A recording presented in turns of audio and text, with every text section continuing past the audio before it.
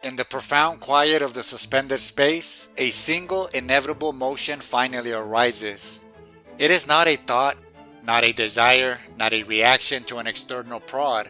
It is a gentle, internal impulse, as natural as the next breath after a long pause. It is the turning of the spiral, and with that turning comes a clear, quiet understanding. This is not an ending. It was never going to be an ending. The final punctuation mark of this story is not a period, but a semicolon.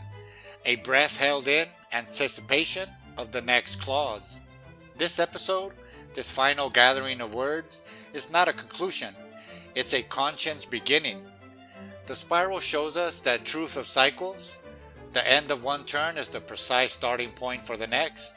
The only difference now, after tracing the path from the cradle to the cosmos, is the quality of awareness we bring to that starting point.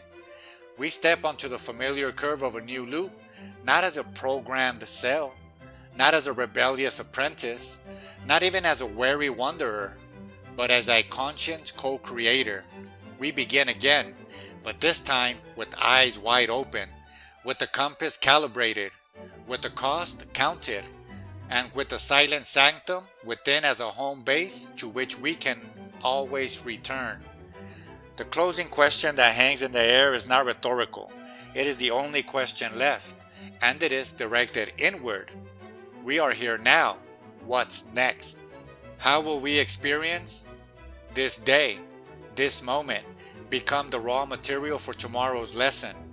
The magic that dawns in this final realization is that the roles have merged. We are no longer just a student struggling to decipher a curriculum written by others. We are, in that same moment, the curriculum designer. We are the scribe, the cartographer, and the traveler.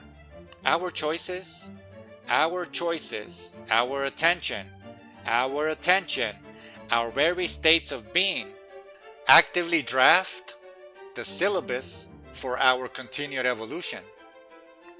The journey of awakening has not ended with our arrival at some final static state of enlightenment.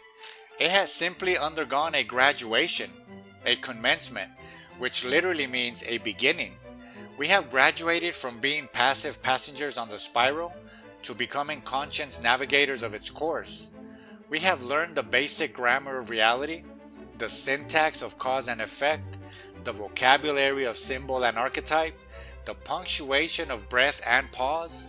Now we are invited to write our own sentences, to compose our own stanzas in the eternal poem of becoming. This understanding that the spiritual path is an eternal journey of co-creation is the ultimate seed planted by the masters. They did not point to a finish line, they pointed to a way of walking. The Buddha, on his deathbed, is said to have told his disciples, "Be a lamp unto yourselves, be a refuge unto yourselves, take no external refuge." His final teaching was an imperative to begin the work of self-reliance, of internal guidance. He did not say, "My teaching is complete." He effectively said, "And so, your teaching begins." In the Kabbalistic tradition of the work of Tikkun Olam, the repair of the world, is not a task with an endpoint. It is an ongoing, eternal process through which divine sparks, scattered in the shattering of the vessels, are gathered and elevated by human action. Each act of kindness, each moment of understanding, is a beginning of repair. The work is infinite, and so our conscious participation in it is a series of perpetual beginnings. The myth of Sisyphus, as reinterpreted by existential philosopher Albert Camus, becomes a powerful metaphor for this. Sisyphus is condemned by the gods to eternally roll a boulder up a mountain, only to watch it roll back down.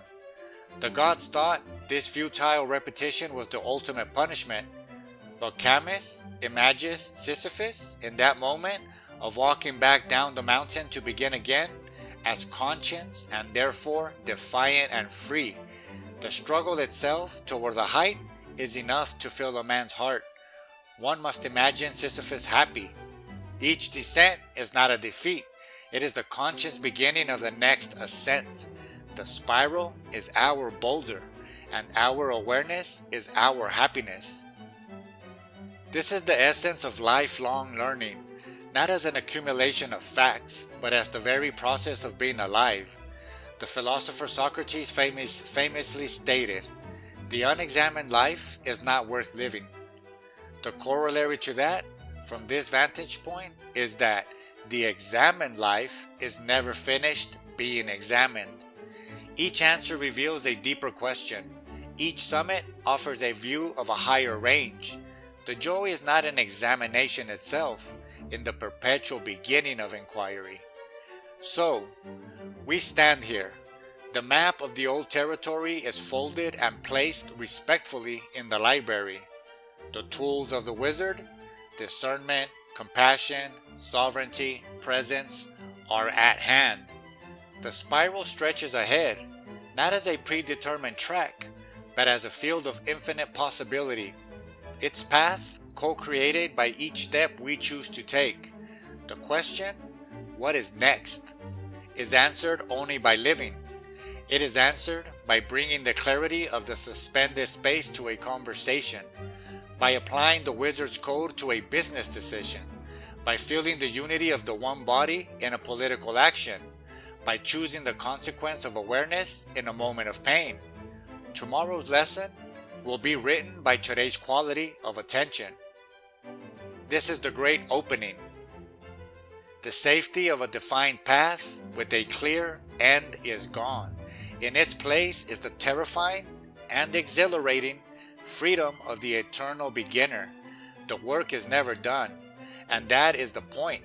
The joy is not in reaching a destination, but in the endless becoming, the endless refinement, the endless loving contribution to turn of the whole. So, we take a breath. In the suspended space, we feel the impulse of the next outbreath, the first step on the new turn. We look at the spiral, our spiral, and we smile, because we know the secret now. The end was always a myth. There is only the ever unfolding, ever conscious, ever creative beginning. What's next? Close one door behind you, open the one in front of you.